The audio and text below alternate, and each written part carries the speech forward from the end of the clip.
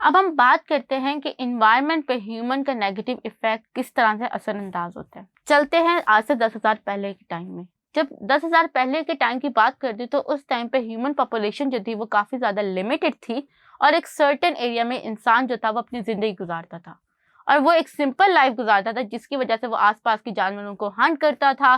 सब्जियां, फल या जंगलात में जो भी हर्ब्स वगैरह अवेलेबल होती थी उनको यूज़ करता था। तो वो जो था वो एक हंसी खुशी ज़िंदगी गुजारा था और उसकी वजह से एनिमल्स और प्लांट्स उस इन्वायरमेंट के इफेक्ट भी नहीं हो रहे थे। लेकिन जैसे जैसे ह्यूमन ने इवॉल्व किया उसने अपना रोल इन्वायरमेंट में चेंज कर लिया और जब उसने अपने इन्वायरमेंट के रोल को चेंज किया तो उसने अपने आसपास के एनिमल्स और प्लांट्स को भी जो था वो मॉडिफाई किया bye artificial selection and different means, ताकि वो उसको जो है वो टोटल फायदा पहुंचा सके। अब अगर मैं मॉडर्न वर्ल्ड की बात करूं तो मॉडर्न वर्ल्ड में जो ह्यूमंस है वो दुनिया के हर कोने में फैले हुए हैं, चाहे वहाँ पे रिसोर्सेज ह्यूमंस के फायदे या ह्यूमंस की पॉपुलेशन को फेवर करें या ना करें। ह्यूमंस ने इन्वायरमेंट को ऐसे मॉडिफाई कर लिया कि उसकी जो फिजिकल इन्वायरमेंट की क्लाइमेटिक कंडीशंस हों, इन्वायरमेंट में वाटर रिजर्व्स हों या डिफरेंट कंडीशंस हो, वो ह्यूमन की पॉपुलेशन को अब इफेक्ट नहीं करती। जिसकी वजह से क्या हुआ, उस वजह से ह्यूमन की पॉपुलेशन एक्सप्लोड होना शुरू हो गई। आज के 200 साल पहले की ह्यूमन पॉपुलेशन और आज की ह्यूमन पॉपुलेशन में ज़मीन आसमान का फ़र्क है और उस पॉपुलेशन एक्सप्लोजन की वजह से दुनिया के अंदर ह्यूमन पॉपुलेशन इतनी ज़्यादा जगह ले रही है कि उस वजह से जो प्लांट्स और एनिमल्स है वो अपने घरों से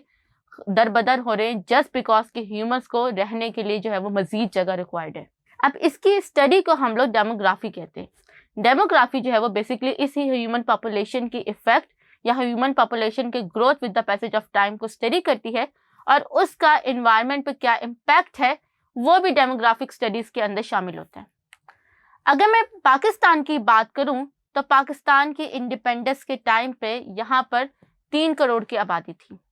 और आज यहाँ पर जो है वो 2008 मिलियन लोग जो है वो रह रहे हैं। अब 2008 मिलियन लोग रहने का मतलब सादा ज़बान में ये है कि इस टाइम पे दुनिया की पॉपुलेशन में पाकिस्तान जो है वो 7वें नंबर पे है और उसकी रीज़न ये है कि पाकिस्तान की जो पॉपुलेशन है वो 20 करोड़ से भी ज़्यादा बढ़ गई है और ज़्यादा पॉपुलेशन बढ़ने का मतलब ये है कि पाकिस्तान में ज़्यादा फूड रिक्वायर्ड है, ज़्यादा शेल्टर रिक्वायर्ड है, ज़्यादा प्लेस रिक्वायर्ड है, ज़्यादा जॉब अपॉर्चुनिटीज़ रिक्वायर्ड है और वो तमाम रिसोर्सेज रिक्वायर्ड है जो कि ह्यूमंस पॉपुलेशन को फेवर करते हैं। उस वजह से क्या हुआ, उस वजह से पॉपुलेशन प्रेशर क्रिएट हुआ। इस पॉपुलेशन प्रेशर ने सबसे ज़्यादा जो है वो लेस डेवलपिंग कंट्रीज़ को इफ़ेक्ट किया है, जिनमें इंडिया, पाकिस्तान, श्रीलंका और बांग्लादेश जैसी कंट्रीज शामिल है। अब इन कंट्रीज़ में रिसोर्सेज जो थे वो उतने ही हैं, जॉब अपॉर्चुनिटीज़ भी इतनी हैं, लेकिन इसको लेने वाले यानी कि जो लोग हैं वो with the passage of time तेज़ी से इंक्रीज़ हो रहे हैं।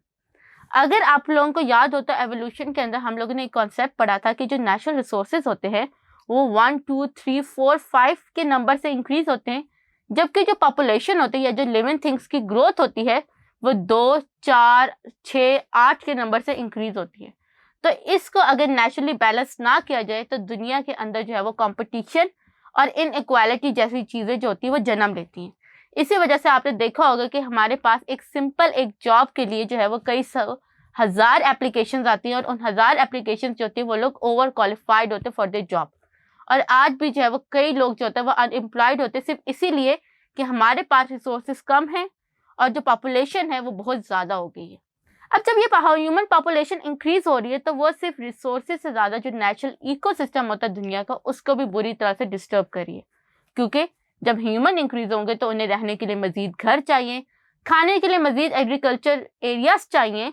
और चलने फिरने के लिए या काम करने के लिए मज़ीद इंडस्ट्रीज और ऑफिस चाहिए। तो उन सब को क्रिएट करने के लिए हम लोग क्या करते हैं कि हम लोग जो अपनी अर्थ की नेचुरल इकोसिस्टम है उसे डिस्ट्रॉय कर देते हैं। वहाँ पर या तो हम एग्रीकल्चर शुरू कर देते हैं जिसमें हम सिर्फ एक ही क्रॉप को ग्रो करते और दूसरी बायोडाइवर्सिटी को जो होता है वो हम फेवर नहीं करते। फिर जो होता है या हम लोग जो है वो घर बना लेते हैं जिसके लिए अगेन आपको जो है वो अर्थ से नेचुरल रिसोर्सेज रिक्वायर्ड होते हैं। तो इस तरह से आपकी जो ह्यूमन पॉपुलेशन है वो हमारे इकोसिस्टम को हर वक्त के साथ साथ जो है वो बुरी तरह से डिस्ट्रॉय करे। और अगर हमने इन चीज़ों पर तवज्जो ना दी और अपनी पॉपुलेशन को कंट्रोल ना किया तो आने वाले टाइम पे एक वक्त ऐसा भी आएगा जिसमें खाने वाले बहुत ज़्यादा होंगे और खाना बहुत कम हो जाएगा।